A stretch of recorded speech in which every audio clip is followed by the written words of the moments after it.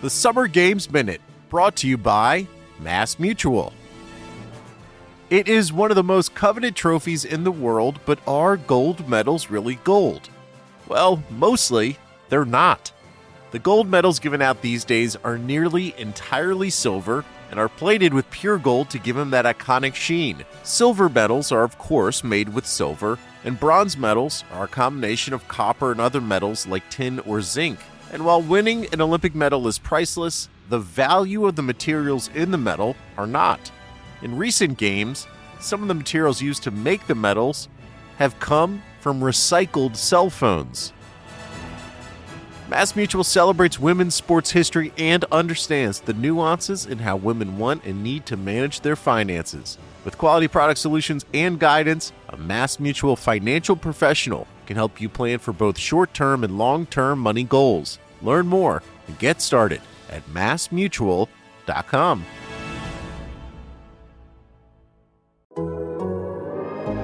The Athletic.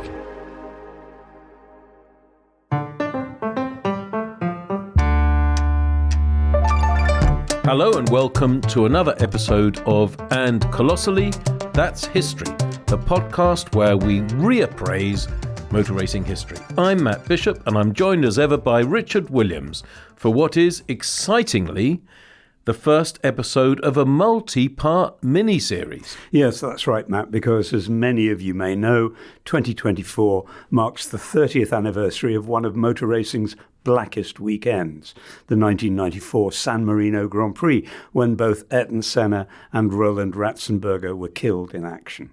We believe this topic is just far too big and far too important to tackle in one podcast, so we're going to try to do it justice over three. That's right, not one, not two, but three.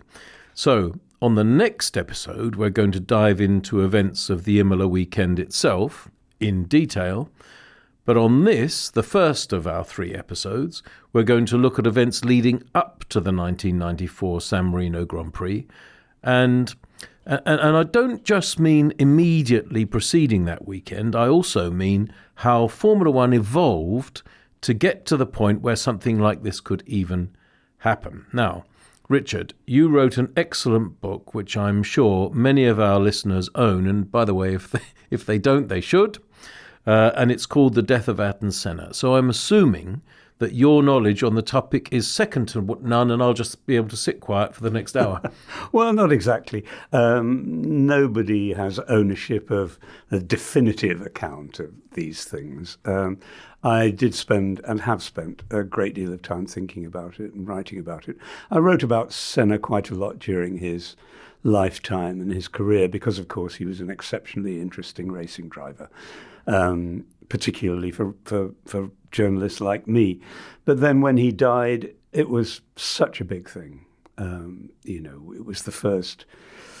that weekend with Ratzenberger and Senna was the first really big shock that Formula One had had for a long time. And to lose such a champion was horrifying. And I began thinking about writing a book based on that. And immediately after the race, I went to Sao Paulo for the funeral, which was an extraordinary event I'll talk about later. And then 3 years later, I went to, because the inquiry into this terrible accident lasted a very long time. And it was 3 years later that I went to the inquest in Imola to hear some people, including Damon Hill, who was Senna's teammate, give evidence in the attempt to discover what had caused the tragedy. So those are some of the themes that we will be covering in the next hour.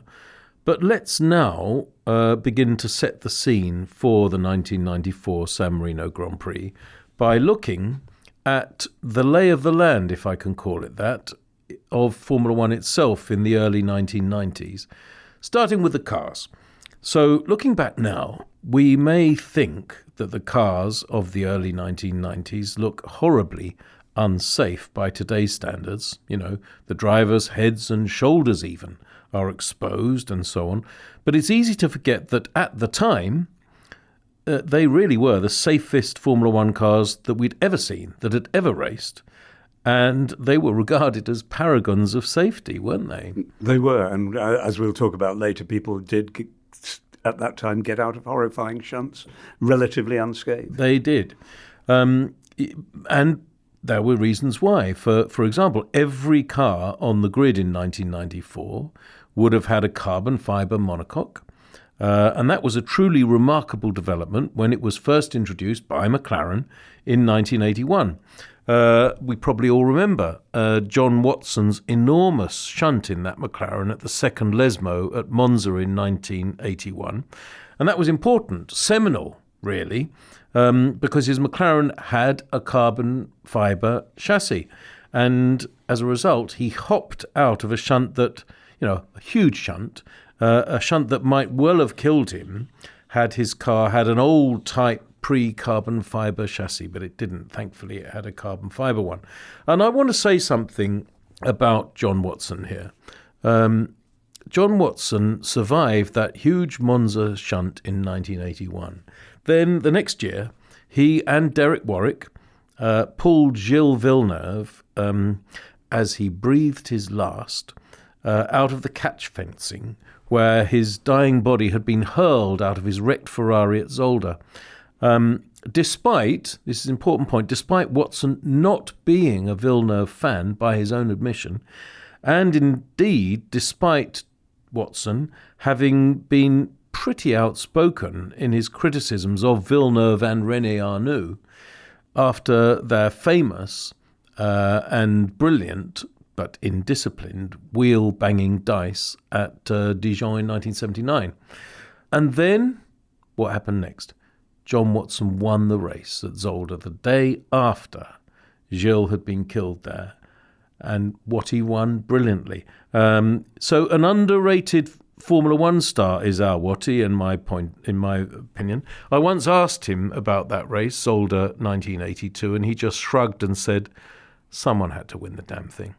Anyway, I think that says a lot about the attitude and the grim courage of drivers who had grown up with the danger of death as an ever-present spectre, as indeed John Watson, who of course made his Formula One debut in the early 70s or the mid-70s and then raced through that period to the 80s, as John Watson had.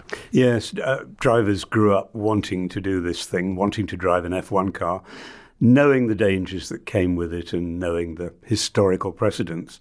In the 50s, you were driving basically with a fuel tank around you and not much in the way of a chassis to protect you. Then aluminium space frames came along, and if you shunted one of those, it just kind of crumpled around you like matchsticks. Yeah. Then we had aluminium monocoques, which had a certain amount of greater integrity. And then carbon fibre monocoques had a lot more. They were a lot stronger in every direction. Big change. Yeah, as well as being stiffer and better for performance as well.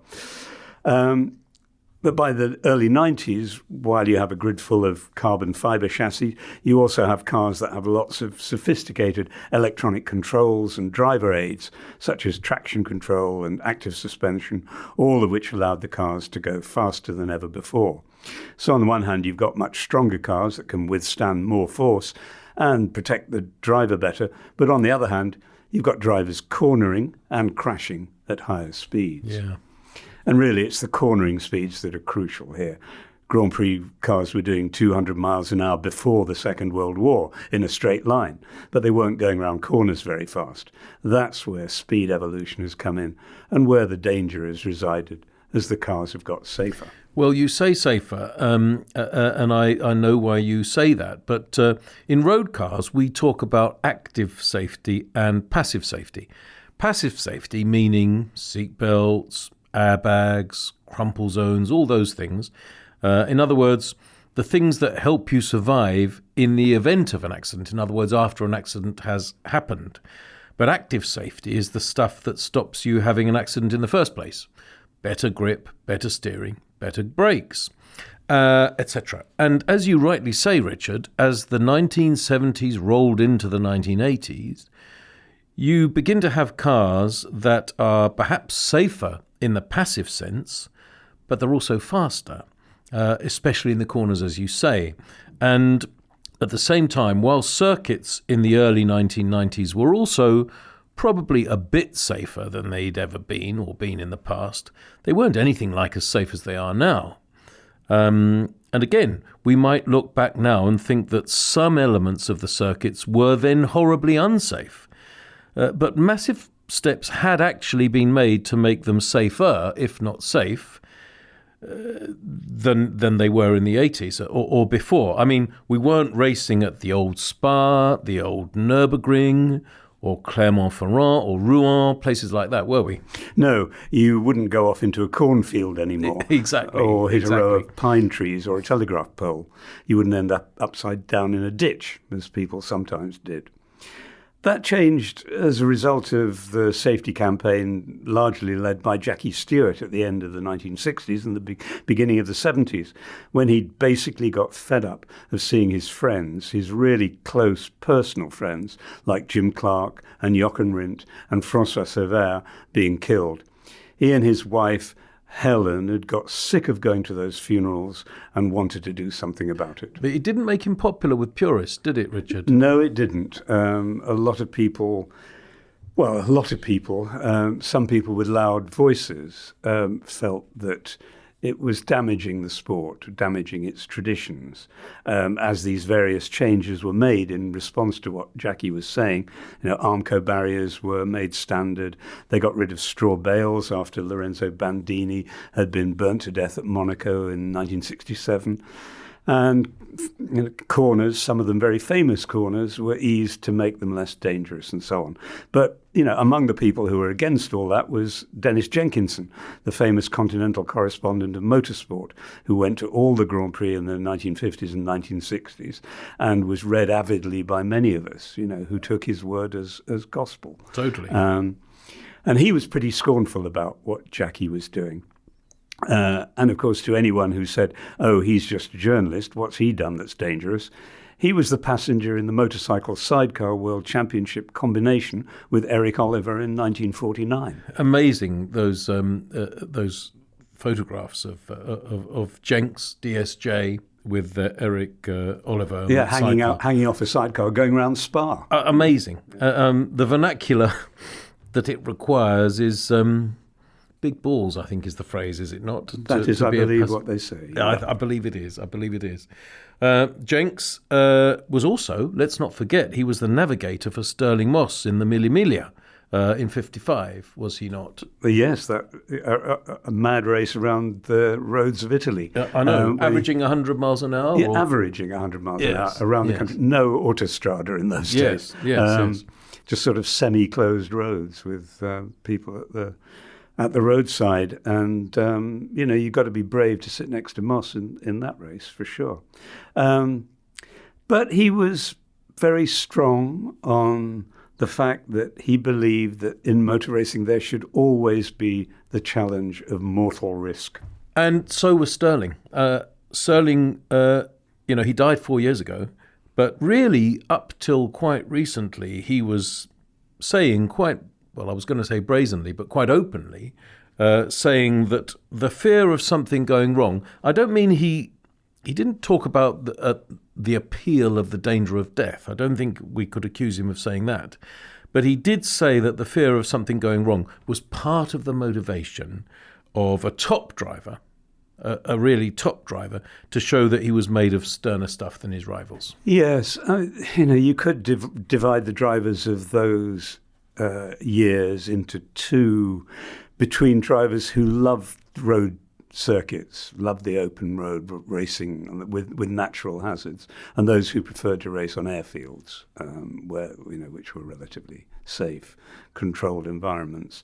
And Dennis Jenkinson certainly thought that what Jackie Stewart was doing was emasculating the sport. Yeah. But I think, you know, probably a lot of people who didn't die and their families would have thanked Jackie for what he'd done. Undoubtedly.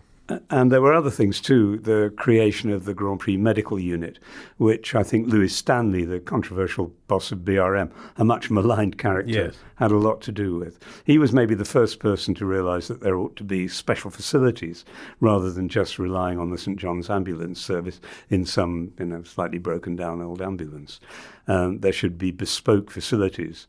And then Bernie Ecclestone brought in Sid Watkins, the eminent neurosurgeon, to be F1's resident doctor, which was a very important step. Very important. And you mention ambulances, but that was if an ambulance could be found. Sometimes injured drivers were taken by car, just a car that happened to be hanging around, and a normal driver, not an ambulance driver, taken by car to the local hospital, and sometimes the person driving didn't really know the way. No. It was absolutely chaotic, and they drove. Drivers sometimes, racing drivers sometimes died in those cars. Yeah. Normal passenger cars with a normal driver trying to find his way to the hospital. Terrible, really. And if they did get there, if they did get to the hospital would not have been prepared. Yes. They wouldn't have had a trauma unit specially waiting ready for such casualties as they do now. Might not even know that the racing driver was on his way. No, indeed not. Yeah. And test sessions were, potentially particularly lethal because there were no facilities at all. Nobody bothered to arrange anything. So if you had your big shunt in testing, as Elio De Angelis did at Paul Ricard in 1986, you were in big trouble.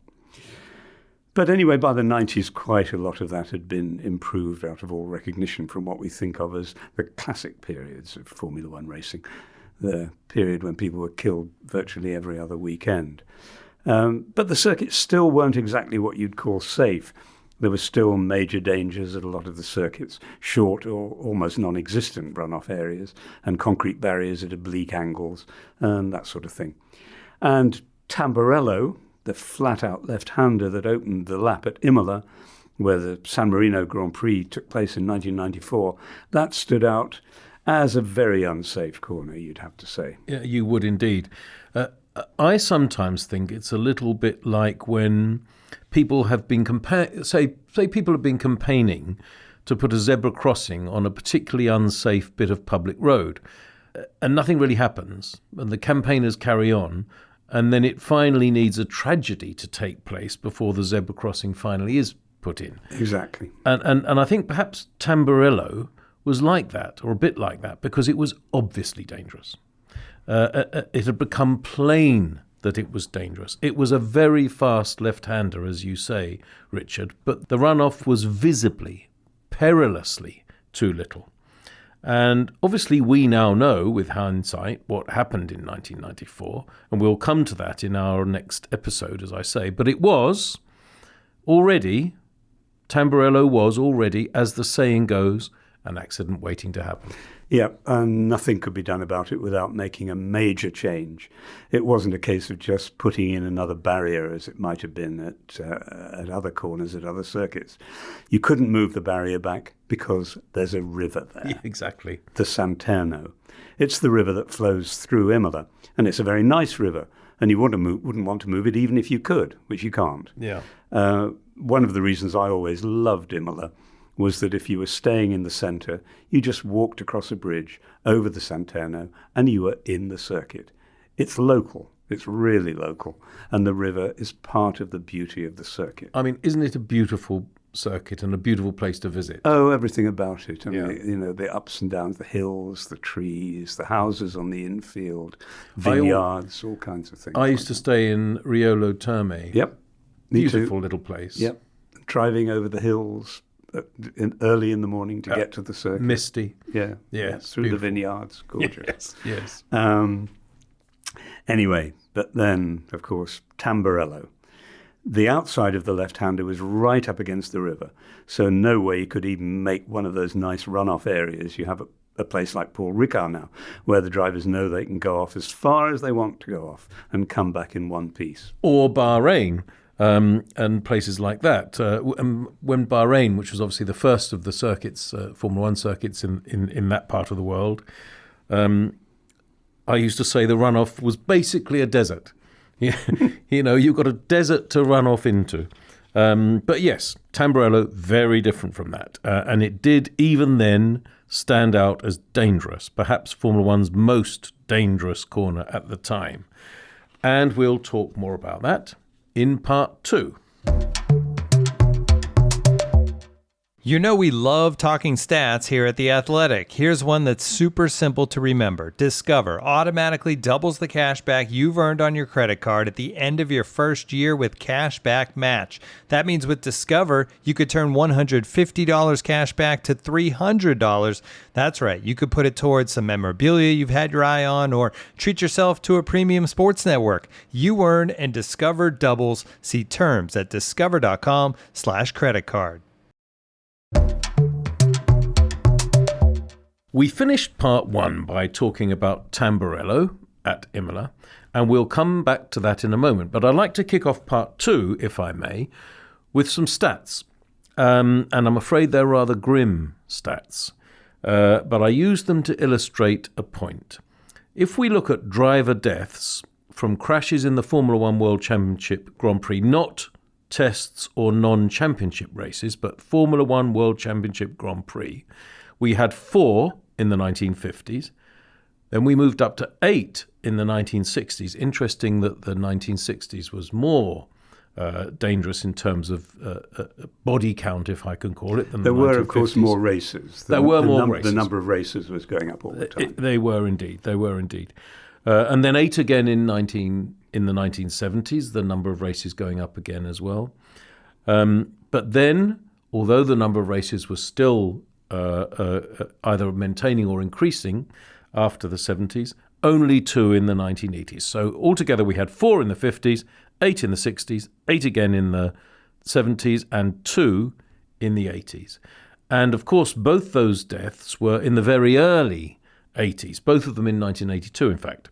So I'm going to ask you a question, Richard. Do you think there was a sense that by the early 1990s, which was, 1990 was 8 years after we'd had last had a death in a Formula One Grand Prix meeting, do you think that Formula One had become complacent about safety because of the lack of deaths?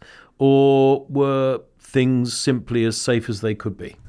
I think there was a degree of complacency, and it was understandable.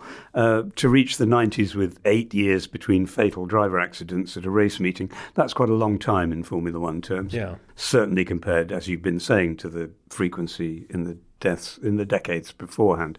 And it's sort of understandable that people might have been thinking, oh, well, things are all right really now. Those 2 accidents in 1982 were absolutely shocking, of course. Nothing more shocking than losing a hero like Gilles Villeneuve in practice at Zolder. A terrible, terrible accident which came on the heels of a controversial race at Imola, where he and his Ferrari teammate, Didier Pironi, had disagreed over who should win the race. Villeneuve thought they had an agreement, but Pironi snatched the win, and Villeneuve felt betrayed. He went into the next race at Zolder, feeling exactly that. And, there was a question of whether the balance of his mind had impacted him, whether that had something to do with the accident. But actually, if you look at it, it was just a racing accident, albeit a particularly horrible one. Horrible, terrible, yes. And one that poor Jochen Maas, who was trying to qualify the March at the time, had a hand in. I don't think he's ever really got over it, because he went one way and thought Gilles would go the other, and vice versa. It was just a terrible misunderstanding, and the result was a ghastly accident. And one which has a certain parallel to Senna's crash in that it robbed the sport of one of its real romantic heroes. Totally agree. Villeneuve wasn't a world champion, and he might never have become a world champion, but he gave every race an element of drama, and people really, really loved him for that. Really hardcore fans adored him for the drama he brought. He gave the impression that he didn't care about collecting points for a championship. That's not what he was doing. He just wanted to go out and beat everybody else in whatever race he was in that weekend. So there was an incredible sense of loss, probably the greatest since Jim Clark's death in 1968. I think that's a good parallel. But before we move on to the other death that year, which we also want to talk about, Personally, I think Villeneuve might well have won the World Championship in 1982 had he lived, don't you? It's possible. It's possible up against his teammate Pironi. Yeah. Well, yes, I think then if one accepts that Villeneuve obviously had died and therefore who would have won it after that? Well, I think Pironi, his Ferrari teammate, might have won it too had he not then had that horrendous crash at Hockenheim, which didn't kill him, but did injure him so badly that he never raced in Formula One again. But anyway, that's by the by, because there was another death in 1982, and actually Pironi was involved. Yes, he was. A few weeks after Villeneuve's death, poor Riccardo Paletti, an Italian driver driving for Osella, crashed into the back of Pironi's Ferrari at the start in Montreal. Pironi had stalled on the grid and there were no procedures in place to account for that, and Paletti just ploughed into the back of the stationary Ferrari at 110 miles an hour, and that was it for him. Yeah.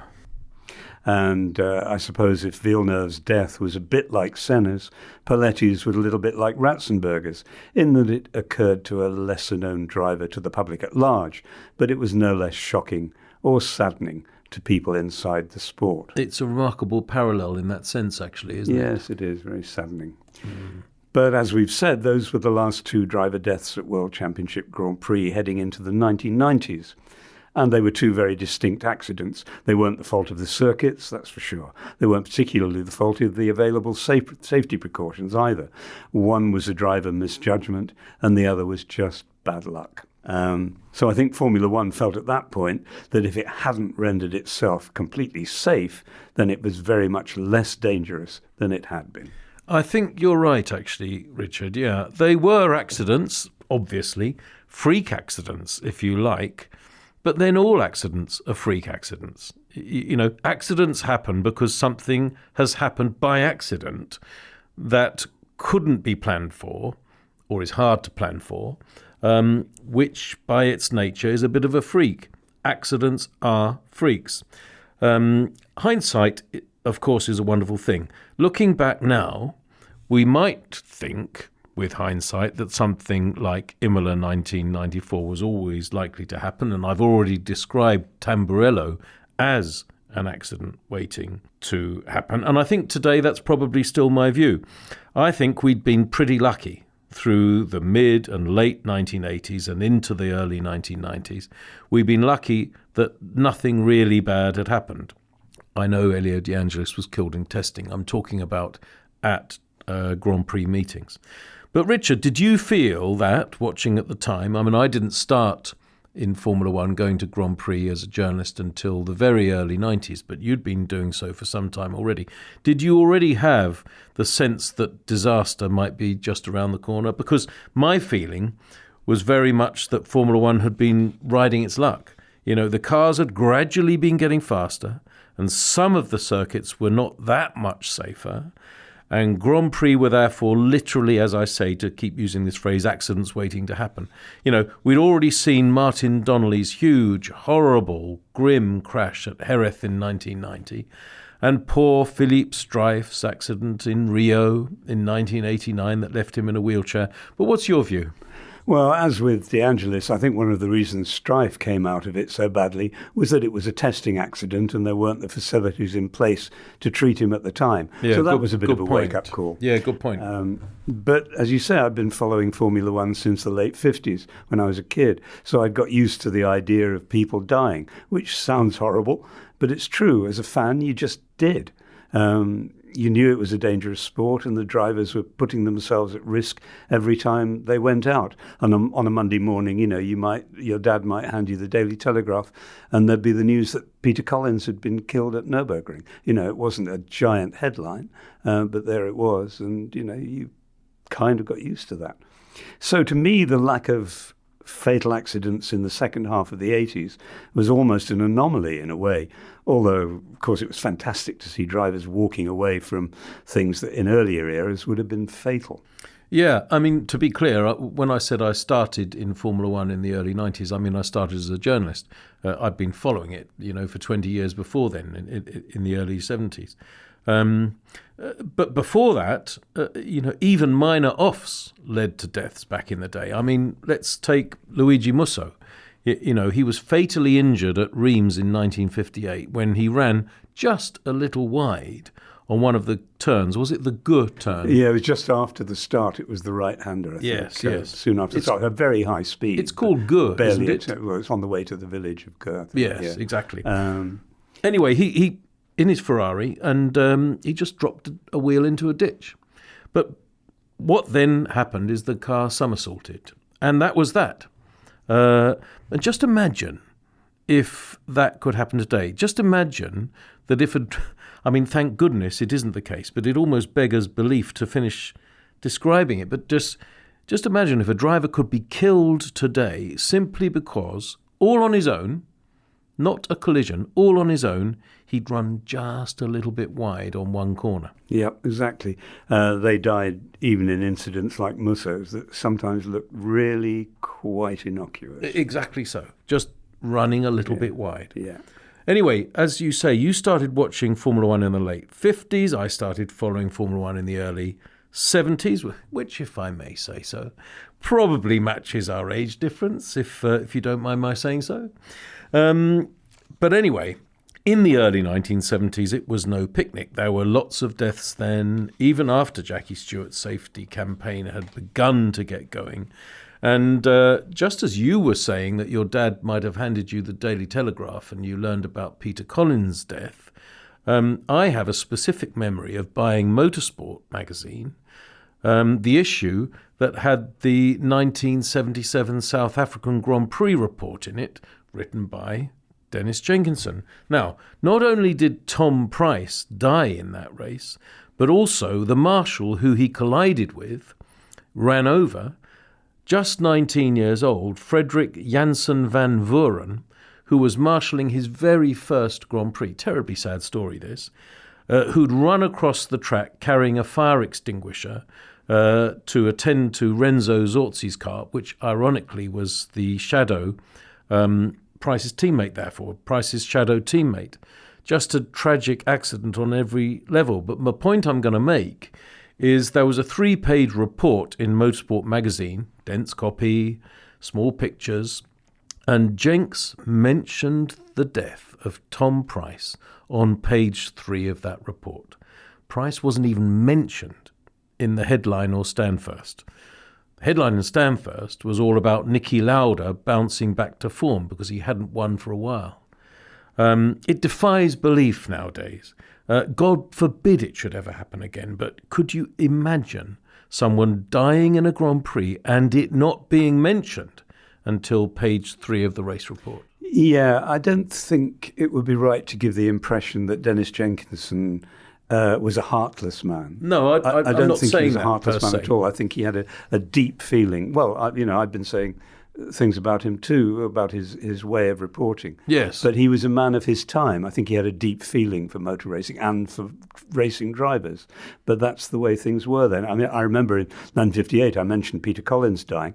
The Jenks's Motorsport report mentioned Collins' accident and death about 3/4 of the way down the report. It must Again, have been, not a headline. And he was in the running for the World Championship, Yeah. Unlike Price, and a national figure.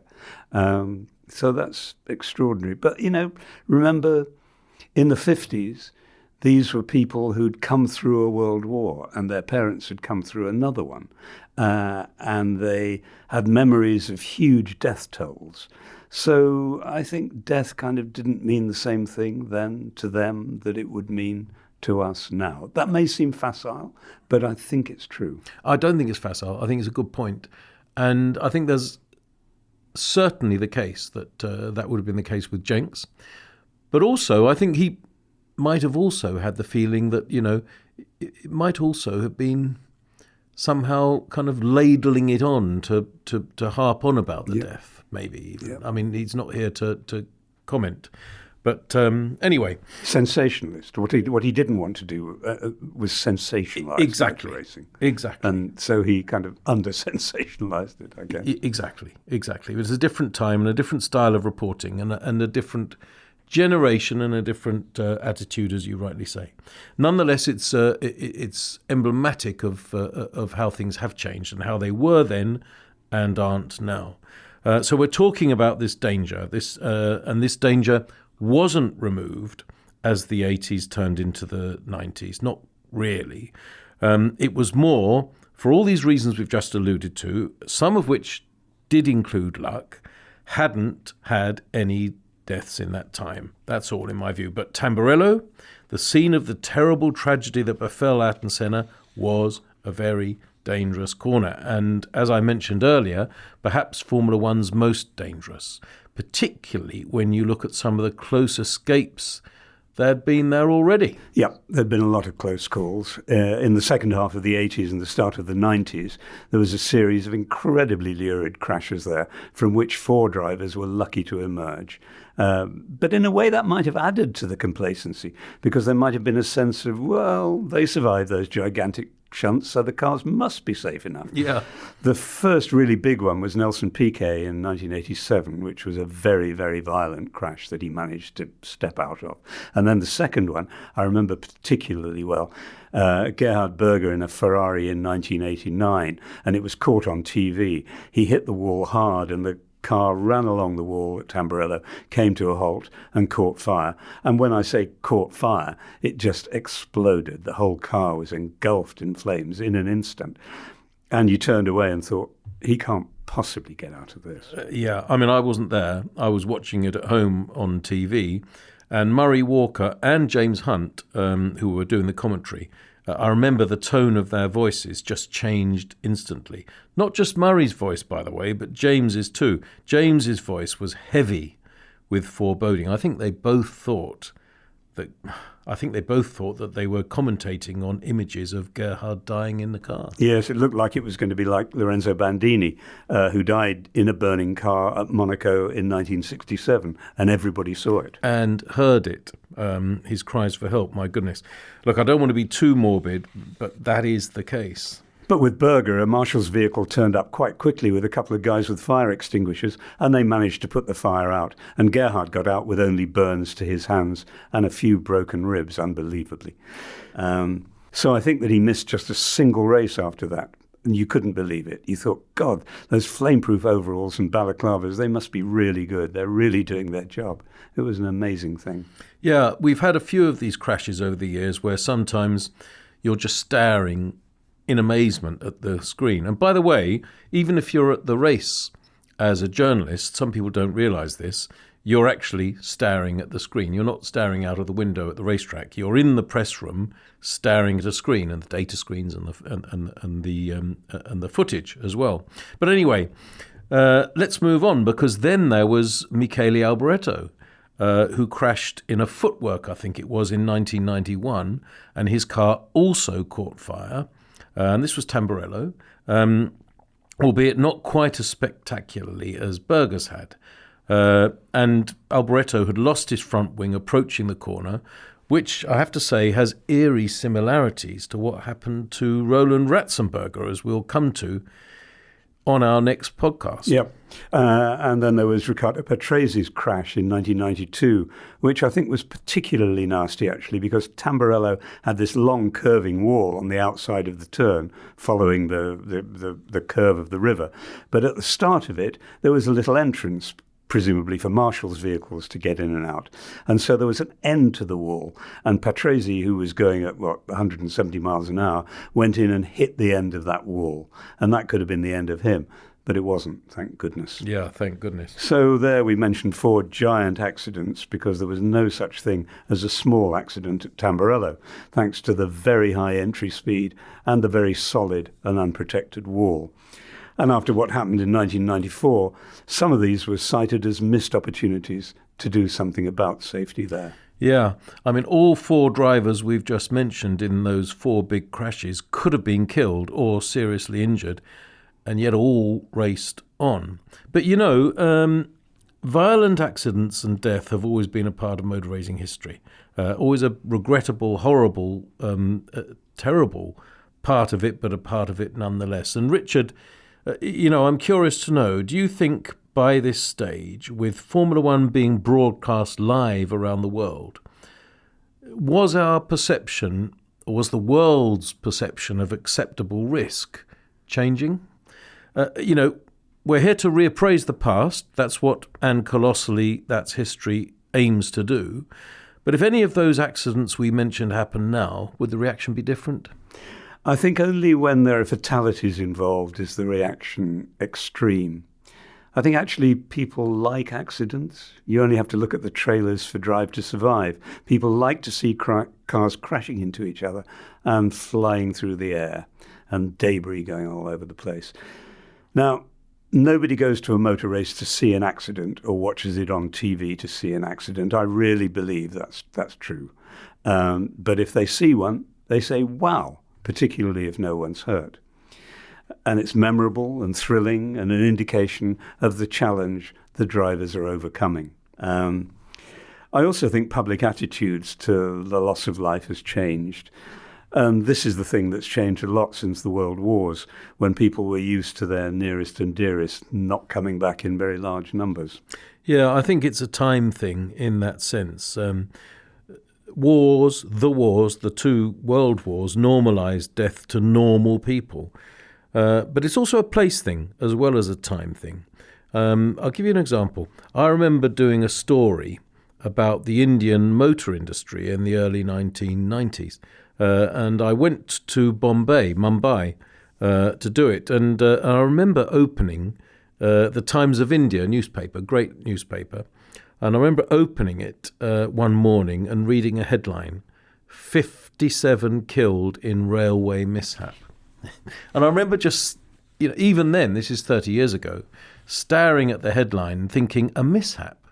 A mishap is when I drop my cup of tea on the floor, not 57 dead. Can you imagine 57 dead in a railway accident in the UK being described as a mishap? Not then, and certainly not now, but yes, then in India. But there you are. Attitudes to death are different according to not only time but also place. But time is a very big thing. I mean, if you think back to 1961, when Wolfgang von Trips was killed at Monza in an accident that was live on television, he went off the track, killed himself, and killed 15 spectators. Yeah, and the race carried on completely. And it was not worldwide. Oh, no, it was a horror thing, but it was not worldwide headlines. So I think the passage of time is really the biggest factor. I think it is a bigger factor. I'm just making Sure. the other point, but I do agree with you. So anyway, there we were. We're in the early 1990s. We had extremely fast cars, tracks that were safer than before, but still not especially safe. And while we hadn't seen a driver death in some time, we'd seen some very, very narrow escapes for drivers after some very, very big crashes. And then the FIA moved the goalposts for 1994, which was a crucial change. But we'll tell you more about that after this short break.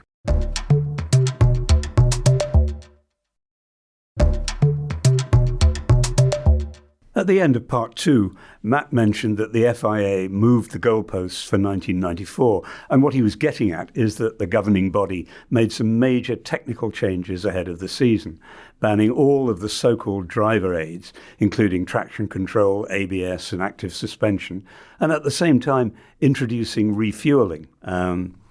One of these, banning the driver aids, was expected, as the FIA had wanted to return the driver to being more in control. But the refueling was unusual, wasn't it, Matt? It was. I think the unspoken reason for introducing refueling was to add strategic variety to races as a response, really, to Williams' domination. It wasn't a safety thing, in other words, but it was unusual because it made the cars lighter, because they were carrying lower fuel loads, and therefore faster, because lighter cars are faster.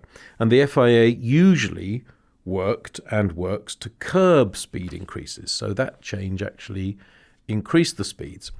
So banning driver aids and making the cars lighter at the same time had the effect of making the cars skittish and less controllable, but faster. And that's not really a great cocktail. And Williams, who'd signed Ayrton Senna from McLaren for 1994, were suffering more than most. Their car was tricksy. That 1994 was tricky to drive. And also, in-race refueling was in and of itself dangerous. We all remember Jos Verstappen's famous pit lane fire at Hockenheim in 1994, and extraordinary images of the mechanic Paul Seeby, his name, Paul Seeby, engulfed in flames, spectacularly photographed by my friend Stephen T. Yeah, horrifying accident. It was. And by the way, not hurt. By the way, no, not badly injured. I'll just say that. Go ahead. But when it happened, it looked like the nightmare of nightmares. It totally did. A car going up in flames in the pits with all that fuel around and all those people closely packed. But somehow it was put out, and Stephen T got his award-winning photograph. He did indeed. But yes, Williams had been almost laughably dominant in 1992 and 93 with the cars produced by Patrick Head and Adrian Newey and Paddy Lowe, with all the gizmos, as they were known. Maybe you remember that Mansell won the first 5 races in 1992 and 8 of the first 9. And people Anorak facts. Yeah, and people say Max Verstappen's boring. But obviously the FIA and other people were getting pretty bored themselves with that, not least Ayrton Senna. And Senna had done what he hadn't done in F1 to that point and joined Williams.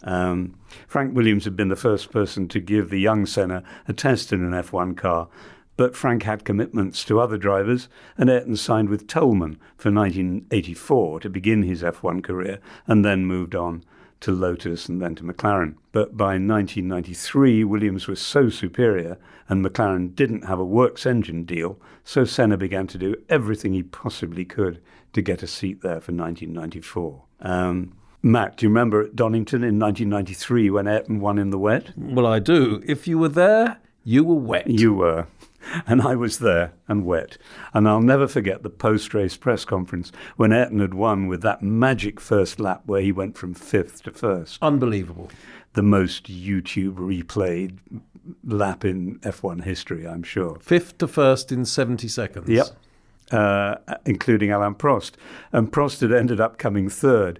And at the press conference, he was sitting there complaining that he'd had to change tyres 5 times, and the car was doing this, and the car was doing that. I had some slow pit stops, and the brakes didn't work, and the ashtray was full. And Ayrton leaned into the microphone across to him and said, "I'll swap cars with you whenever you like." Yeah, perfect repartee there. And, of course, he absolutely coveted the Renault V10 in Prost's Williams, because he had, comparatively humdrum Ford V8. He did, but by the time he got the engine he wanted, the Renault, the sad thing was that the rules had changed. And Williams, who'd built their great championship cars around those amazing gizmos, not very surprisingly, at the beginning there was trouble. The 1994 car, without the gizmos, didn't handle very well. Although, having said that, Ayrton took that very unsatisfactory car, and in the first race of the 1994 season, he stuck it on pole. He did. And, I tell you, he only entered 3 races in 1994 for obvious and tragic reasons, but he put it on the pole in all 3. That was a lot more to do with him than the car, that's for sure. Well, it was. And, Damon Hill was his teammate, and, Damon Hill, no mean driver, no mean qualifier. But Ayrton, let's just record this, it's a fact, Ayrton was more than a second quicker than Damon in qualifying at Interlagos, and 6/10 quicker than Damon in qualifying for both the next 2 races. Ayrton Senna, car problems or not, drove absolutely beautifully in that Williams until the tragedy of Imola. Of course, he had the confidence of being Ayrton Senna and having 3 championships and 41 wins behind him, which Damon didn't have. But what he did to get those 3 poles was quite extraordinary, because, it was obvious that it was a very difficult car. And I remember I was there at that first race of the season in Interlagos, and in the race he spun off at a place where you would never imagine he'd spin, and he had to retire. And you thought, what? Why? How? Yeah. It was something awkward in the car's handling at that time, a problem that he'd been having to drive around. And so Michael Schumacher and his Benetton went on to win that race. Indeed, he did. And also, while we're talking about safety, which we are, in that Brazil race, we saw another very close escape and a reminder of how exposed the drivers were in those days when Martin Brundle's head was struck during, in the middle of a multi-car shunt. And that followed huge crashes in testing for both Jean Alesi and JJ Leto, who were both forced to miss races because of damaged vertebrae. And then we went on to AIDA, the AIDA circuit in Japan, the Pacific Grand Prix for round 2. And Senna, under pressure after his poor start at home in Brazil, and still struggling massively with the handling of his tricky, difficult Williams, took pole position again. Yeah, he does. But then at the start, he's taken out of the race in a multi-car tangle triggered by McLaren's Mika Hakkinen and also involving Nicola Larini, Alessi's replacement at Ferrari. And then we get this great TV shot of Senna standing at the trackside, watching and listening to the two Benettons. Senna was someone who did a lot of watching and listening. He was a very reflective, analytical character. And he wasn't just waiting for the race to play out or for someone to take him back to the pits. He was standing there thinking. And what he was doing, listening to the Benettons, was trying to work out why Schumacher was so quick. He realized that Schumacher's car seemed to have something that Jos Verstappen's, his teammates, didn't. And the conclusion he came to was that it was using illegal traction control, the sort of device that had been outlawed from the beginning of the season. Yeah, and the key word you used there, Richard, is listening, because from that point on, and indeed over the next few years, there was a lot of listening going on. Photographers would come back from trackside after a session and tell us in the paddock, that Benetton or that Ferrari sounds like it has traction control. They might have been right, they might have been wrong. But in 1994, there were a lot of people who thought, and certainly Senna was one of them, that what they were listening to was indeed illegal traction control. He was convinced of it. He was absolutely convinced of it. And I'm not saying he was right, but he was totally convinced of it. And as you say, he was a very intelligent, very analytical, and a very intense person. And he was strategic and deliberate. Nothing Ayrton Senna ever really did was by mistake. And I think he had a very firm moral and indeed religious code on top of all that. And I think all those things came together to make him feel strongly that he was being wronged, personally wronged. And the sport was also being wronged, and that he was being made to compete in a legal car against an illegal car. And it became, I'm not going to say a crusade, I'm not saying that he was right, but it was an obsession. Yeah. And that sense of injustice was a big characteristic of his we saw it throughout his career. If you remember in the 80s, when he was having his battles with Prost, he thought that Jean-Marie Balestre, the president of the FIA, and like Prost, a Frenchman, was taking Prost's side. Well, he probably was. Yep, that may very well be true. It might have been justified. But he felt he was someone who'd come from Brazil to Europe, to a sport that was basically European, and that now the odds were being stacked against him. And that's what lay behind those famous collisions with Prost at Suzuka, that sense of injustice and feeling that he had to do something about it. And whatever you think about that, whether he was right or wrong. And with Schumacher's Benetton in 1994, I think he began to get the same kind of feeling, that something was going against him in an unfair way. And totally. Yeah, and we know now that the traction control and launch control programs were left in the Benetton car, if you knew how to activate them with the right combination of buttons. Of course, the Benetton team said, well, no, we weren't using them. We left them on because they were too hard to take off, but we didn't use them. Well, Senna, standing there listening, felt that something was going on. Certainly he did, and I'm not about to libel the Benetton team by saying it was definitely illegal activity. I mean, I don't have the facts. We don't have the facts. But a lot of people felt, fans, journalists, other teams, that the fact that option 13 as it was called, was left in the system and hadn't been wiped was iffy. Let's just call it iffy. But the Benetton team said they never deployed it. And probably if Pat Symonds is listening to this, he'll be jumping up and down and raging, perhaps not raging, but perhaps not jumping up and down, but objecting quietly and saying all this is completely untrue. Well, we're not saying that they definitely did something illegal. What we're saying is that the atmosphere at the time included a lot of people who felt that they were. And it was left in the system, option 13, and apparently never deployed.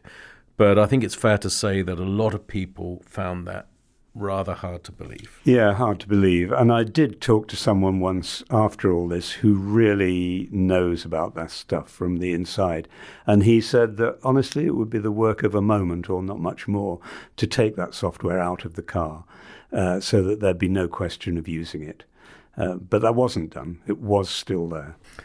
Indeed so. And key to our narrative, whether or not it was ever deployed, but key to our narrative as we look towards and forwards towards that fateful Imola weekend, is that Ayrton was absolutely convinced it was being used. And let's not forget, Ayrton had had one of his best ever seasons in 1993, 5 victories in a McLaren MP4 8, powered by a Ford V8, and I've called it already comparatively humdrum. Shouldn't really have been able to win 5 Grand Prix, but it did. It wasn't the equal of the Williams, nowhere near. So as we went into 1994, I think a lot of people felt, me included, that Williams had already been dominant, but Williams plus Senna was going to be a combination unbeatable, and that it was going to sweep all before it. And yet the season started not only with him not winning either of the first 2 races, but also this feeling of it's all going against me. And this move to Williams is not working out. Furrowed brows all round at Williams, and the most furrowed of all, Ayrton Senna's. Yeah, I remember very clearly interviewing Michael Schumacher at the beginning of that season, when it was obvious that he was the coming man, but he wasn't expected to beat Senna, or not yet, or at least not regularly. The interview happened, Benetton were testing at Silverstone with Michael and Jos Verstappen. And I remember asking Michael about his prospects for the season and saying to him, Senna's at Williams, do you really think you stand a chance? And I remember his words exactly. He said, yep, by strategies and stuff, I think we might be in with a chance. And as the season went on, I kept wondering, what was that and stuff? What did he mean by that? I should have asked him, really. Well, I think that phrase, the words on stuff were doing a lot of heavy lifting, weren't they? They were indeed. Well, I remember at that time I was working for Car Magazine, the road car magazine, not necessarily the most imaginatively titled magazine in the world, since it was a car magazine called Car Magazine. But we sent an Italian photographer, Dario Mitidieri, his name, to Imola in 94 by chance, because of course we didn't know that anything unusual was going to happen. But we sent him to do some beautiful black and white arty stills photography in the Williams garage. And as I say, we didn't know what was going to end up happening, and then we certainly didn't know that it was going to end up being one of the most tragic and dramatic weekends in Formula 1 history. Dario was just there to do a fly-on-the-wall art shoot. But when we got the pictures back, some of the photographs, when we looked at them, well, talk about furrowed brows. Beautiful photography. Mitidieri was a great photographer. But looking at Ayrton, you could just see that human frailty in the raw. You could see that he was just unhappy, haunted, bewitched almost. And constantly in very intense discussions with the engineers at Williams in the garage. That was very noticeable. And there was another photographer, John Nicholson, who was there. He was there basically because he was Damon Hill's mate, and he was there as well as a very good photographer. Indeed. And he was there in the pits taking photos, and he took similar shots to Dario Mitidieri's. And they both showed that there was a kind of heavy mood there that weekend, something that was building up in the Williams garage. Yeah, definitely there was a mood, an uncomfortable feeling, certainly. Yeah, indeed. So there we are. We have Senna struggling to adapt to his new environment, struggling with a tricky car, struggling in the points standings too. And he'd become highly suspicious of what Benetton, who'd won the first 2 races with Michael Schumacher, were doing. And he was now desperate to score that first win of the season at Imola. And that's where I think we'll pick things up next time. Thank you so much for joining us for this episode. As Matt says, on the next one, we'll be chronologically dissecting all the events of that terrible weekend at Imola in 1994. Yeah, so be sure to follow or subscribe to the feed to make sure you don't miss out on that or any other of our episodes. A big thank you to all of you who sent us such lovely feedback on the podcast or indeed left us glowing reviews online. We read all of your messages and we love hearing from you. We do indeed. We're very grateful for them, and we do our best to justify your very kind comments. And if you want to get in touch with us and make comments, kind or unkind, preferably kind, you can do so. You can drop us a line on podcasts@the-race.com, or you can drop Richard or me a message on Twitter or X. I'm at the BishF1, and Richard is at rwilliams1947. So until next time, it's goodbye from me. And it's goodbye from him. And colossally, that's history. The Athletic.